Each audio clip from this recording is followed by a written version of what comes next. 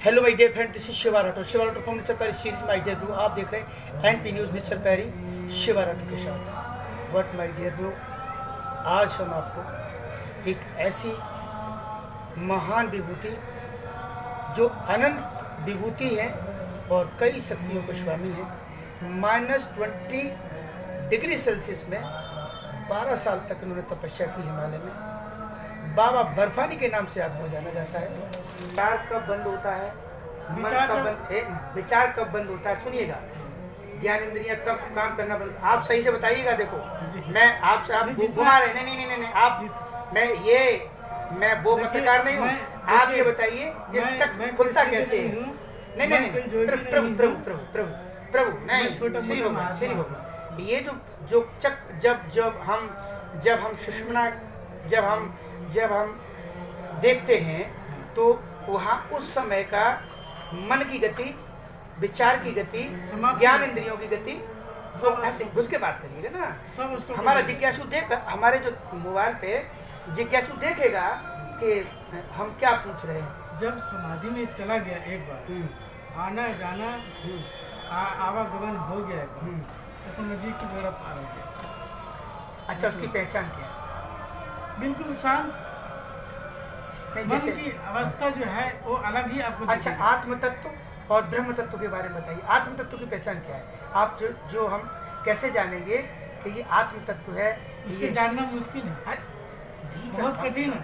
जो संस्कारी होगा, जो पुण्यजीवी होगा। नीचे मत उतरो प्रभु, नीचे मत उतरो, मैं ऊपर की बात कर रहा हूँ, आप नीचे उतर रहे हो। जीव तत्व, आत्म तत्व और परम ब्रह्म तत्व, परम ब्रह्म से जुड़ने के लिए हम ये कैसे पहचानेंगे? मन की गति, आत्मा की गति।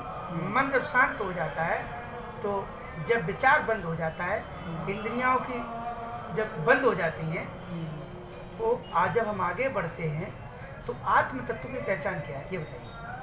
आत्म तत्व जब परम चेतना तत्व से मिलने जाता है, सुषुम्ना के साथ श्वास का खेल है, वो घुसिए भीतर। बताइए, ये सत्संग है, हम आप ही को रिकॉर्ड करेंगे, कुछ नहीं करेंगे आज। बताइए। जहाँ आत्म तत्व और ब्रह्म तत्व की बोल रहे हैं बात, तो आत्म तत्व ब्रह्म तत्व में जब मिल जाता है फिर कुछ रह ही नहीं जाता है, सिर्फ आनंद ही आनंद रहता है। अच्छा, आनंद का अनुभव आप कैसा, काला है कि सफेद है कि पीला है, उसका कोई क्या अनुभव जो उसका काला और सफेद और पीला उसका पहचान ही नहीं है। बस वो अपने में ही रमन करेगा। जैसा पागल होता है ना, उस स्थिति में रहेगा, आप उसको पहचान नहीं सकते। सीधे जो आत्म तत्व से परम तत्व में चला गया, परमात्मा में विलीन हो गया, मन की गति नष्ट हो गई, इंद्रियों की गति स्टॉपेज हो गई, इंद्रियों को बस में कर लिया, मन को बस में कर लिया, वो सिद्ध महापुरुषों का होता है। वो अपने आप में रमन करते हैं, लोक परलोक में करते। आपके सामने बैठा है, आपसे बात भी कर लेगा, लेकिन वो कहाँ एक पल में चले जाएंगे और किस लोग से आपको भ्रमण करके आ जाएंगे वो आपको मालूम नहीं चलेगा। अच्छा, नीचे उतरते हैं। आप अगोचरी मुद्रा के बारे में बताइए। अगोचर मतलब गोचर नहीं, दिखता नहीं, नाक के पॉइंट पे अगोचर मतलब नहीं, अगोचर मतलब दिखना, जो नहीं दिखता है। तो जैसे बिजली है, वायर में जाता है तो दिखता है, वायर में नहीं ना। जब बल्ब जलता है तो दिखता है, गोचर हो गया, तो उसको अगोचर बोलते हैं। इसी तरह से आत्मा है, आत्मा वही है जो दिखता नहीं है। जब तपस्या करके केंद्र बिंदु करके नासिका को पॉइंट पे ध्यान करके जी दोनों आंखों का चित्त, देखो हम भीतर घुस के बात कर रहे हैं, आप घुस के बात नहीं कर रहे हो, आप बाहर से बात कर रहे हो, गलत बात है। नहीं। प्रभु अगर याचक जानने वाला है तो आपको सत्संग करना चाहिए, और सत्संग देखिए एक क्रिया हर के पास होता है। बोले ना ये नासिका क्या है, दोनों आंखों का चित्त आपके नाक के पॉइंट पे होना चाहिए। ये क्रिया है। हाँ, तो आप बोलिए, भीतर घुसिए, क्रिया है। हाँ, तो क्या होता है फिर? तो जब आत्मा तभी दिखा गया, लाइट तभी दिखा गया जब जल गया, तभी तो बोलेंगे हाँ बिजली आ गई, है ना। तो ये आत्मा बिजली जो परम सत्ता है, परम तत्व है, वो तो विशाल है, उसको हम देख ही नहीं सकते। अच्छा, भूचरी मुद्रा के बारे में बताइए। जो भूमि पे चलने वाला, जैसे आप विस्तार से बताइए। जैसे हम लोग भूचर बोलते हैं, भूमि पे चलने वाला भूचर। नहीं, वो तो हम जानते हैं, जलचर है, भूचर है, वायुचर है। नहीं, लेकिन हम तो आपसे पूछ रहे हैं प्रभु, हम तो पकड़ हैं, हमने वही कह तो दिया कह रहे ना। हैं। आप पेंट के बीच वाले पकड़ हैं, आप बेस वाले पकड़ हैं, आप महामंडलेश्वर हैं, और हम तो वही पत्रकार कह हैं, रहे हैं। महामंडलेश्वर थोड़े नहीं। भूचर के मतलब वही। अच्छा, खेचरी बताइए। खेचरी तो सर्वश्रेष्ठ मुद्रा है। हाँ बताइए खेचरी के बारे में। जो इसको सिद्ध करने में, इसको अभ्यास करने में 6 महीना लगता है। खेचरी मुद्रा इतनी कठिन क्या क्रिया क्या है। क्या अनुभव किया? इसको जो तलवा जीव है, ओंकार रंकार लटकार अकार मकार लकार, ये जो तालु, हाँ देखिए मैं देखो मैं दिखा रहा हूँ आपको, आप दिखाइए इनको। हाँ दिखाएं। हाँ, हाँ, ये जो जीवा है वो घंटी है, उसके अंदर चली जाती है। अल्लाह बोलते हैं ना। हाँ। अल्लाह अल्लाह बोलते हैं तो कौन सी मुद्रा आती है? ला का होता है, हाँ। आ का होता है, हाँ। ओंकार हाँ। कौन सी मुद्रा आती है? ओम का, हाँ। ओंकार ये गुण ज्ञान है। आकार का। आकार अकार मकार। हाँ, ये अलग हो गया विषय। हाँ। आप जो बोल रहे हैं हाँ। ये अलग हो गया, लेकिन जो खेचरी हाँ मीन जो है, हाँ। इसको सिद्ध होने के बाद ये बहुत बड़ी क्रिया है और सर्वश्रेष्ठ क्रियाओं में सर्वश्रेष्ठ। इसको आप सिद्ध हो गया, सिद्ध करते हैं। इसको छेदन किया जाता है। जी यहाँ जो तालु है, हाँ। जो जीवा है, उसके हाँ। बीच में एक रेसा होती हाँ। है। जी जी जी। तो इसकी साइड में जो हाँ। जानकार होता है, हाँ। जो महात्मा जानकार होगा, हाँ तो बड़े डॉक्टर भी नहीं कर सकता। हाँ जो जानकार है वही उसको छेदन किया जाता है। हाँ। अच्छा ये। इस जगह पे ब्लेड से कट किया जाता है। हाँ। 2 बार ग्रहण किया जाता है। हाँ हमने इसके पहले भी चर्चा किया है और किसी ने लिए दिया है, तो हमने सब खोल करके रख दिया है, क्योंकि इसको आजकल बेकार कर दिया है। इसको क्रियाओं को भी बेकार कर रहे हैं। जानते ही नहीं है प्रभु। जानते मैं हैं, एक जानते महीने भी से हैं। कुंभ में घूम रहा जी। हूँ, उन्हें मुद्राओं का नाम पता नहीं है। जी। वो मुद्राएं क्या बताएंगे? उन्हें कुंडलियों का जानकारी कैसे होगी? जो मूलाधार तो गया तेल में, उन्हें कुछ नहीं आता। जी। वो सिर्फ ये और सब सिर्फ विषय दुकान है, सबको मालूम नहीं होता है। जो तपस्या करता है हिमालय में, जो भजन करता है और अपने लक्ष्य को चलता है लेकर के, वही उसी। अच्छा ये बताइए, भगवान राम ने, भगवान कृष्ण ने, भगवान भोलेनाथ ने, भगवान विष्णु ने जो नाम लिया है वो नाम कौन सा है? भगवान का जो राम है वो शिव का इष्ट है, मानते हैं। राम जो है, आप वहां से हट रहे हो, आप मेरे सवाल को समझिए।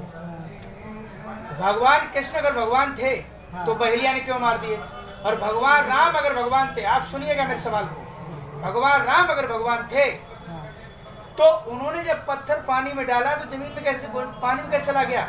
उतराया क्यों नहीं? जी जी। और जब राम का नाम हाँ हाँ हाँ नल और नील ने लिख के डाला हाँ तो वो उतरा गया। हाँ। जब वो खुद भगवान थे तो वो पानी में पत्थर क्यों चला गया? वो खुद भगवान थे तो बहेलिया ने क्यों मार दिए? नहीं, आप उधर मत जाना। आप मैं वही वो नाम बताइए जिस नाम की पूजा भगवान कृष्ण करते थे। जो बाली था ना। नहीं, आप भटक रहे हो। नहीं। त्रेता जाप करो रघुवंशी। आप सुनिएगा, हाँ। मैंने आपको वहां ले जाने का प्रयास किया है इस उदाहरण से। त्रेता जाप करो रघुवंशी, द्वापर पूज गए यदुवंशी, तनिक मेरी बाई से भेंट करा दे, गुरु मोह पिया देश दिखा दे। गुरु मोह पिया को नाम बताइए, वो कौन सा नाम है? जो त्रेता में भगवान राम ने जपा, जो द्वापर में भगवान कृष्ण ने जपा, वो कौन सा नाम है? वो तो परमात्मा है, वो क्या जाप करेंगे? वो तो स्वयं परमात्मा है, भगवान है, ईश्वर है। वो किसका जाप करेंगे? किसी भी नहीं जाप करते। वो लीला करने के लिए आते हैं। जैसे आपने बोला ना कि राम जो ये कृष्ण को बाली ने की ये बहेलिया ने क्यों मारा? उधर तो कोई बता देगा, वो चीज कोई बता देगा। जो मैं पूछ रहा हूँ हाँ। वो सबके बस की नहीं है। हाँ। वो तो कोई बता देगा। वो तो जितने जो तो वही पोथी चीज़ है। पंडित है ना, जो पोथी पंडित हैं, जो वो यही सारे दिन यही गाते हैं क्या था, कैसे क्या था, वहाँ की नहीं, जो हम पूछ रहे हैं वो तीसरी दुनिया की बात है। अब आप ये बताइए, भोलेनाथ, शंकर भगवान और शिव शक्ति, इनमें क्या फर्क है? कोई फर्क नहीं, सब रूप और नाम का अंतर। शक्तियाँ एक ही है, ईश्वर एक ही है, परमात्मा एक ही है। भगवान का ध्यान लगाने के लिए अब द्वैत अद्वैत आ जाएगा यहाँ पे। आप ये बताइए, मूर्ति को होना चाहिए, ये सब द्वैत ही है, अद्वैत एक ही है। एक अद्वैत का जो बताइए।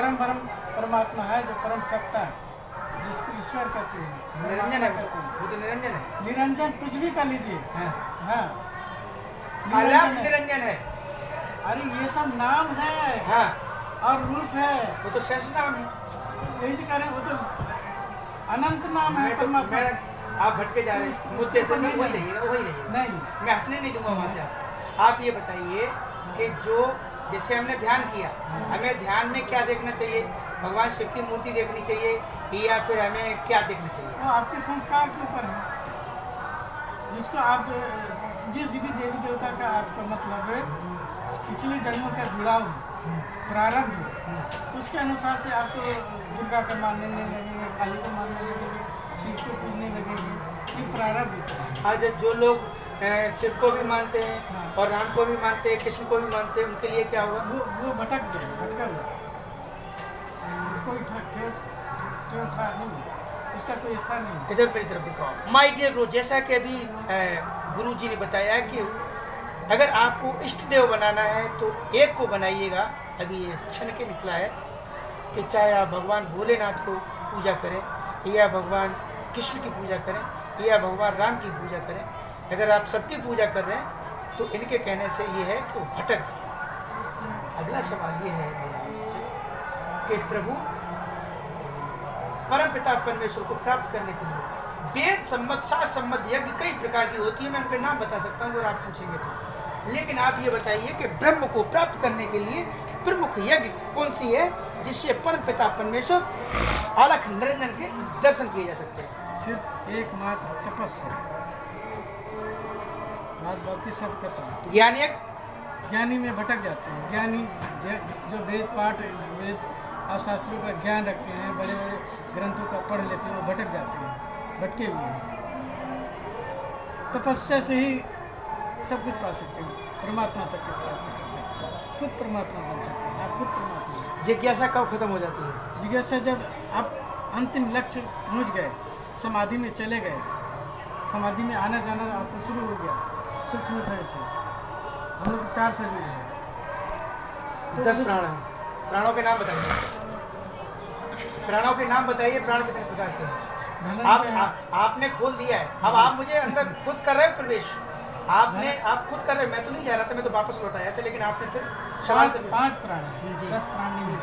बताइए। धनंजय प्राण है, हाँ, किंकर प्राण है, हाँ, धनंजय, किंकर, वायु, हाँ।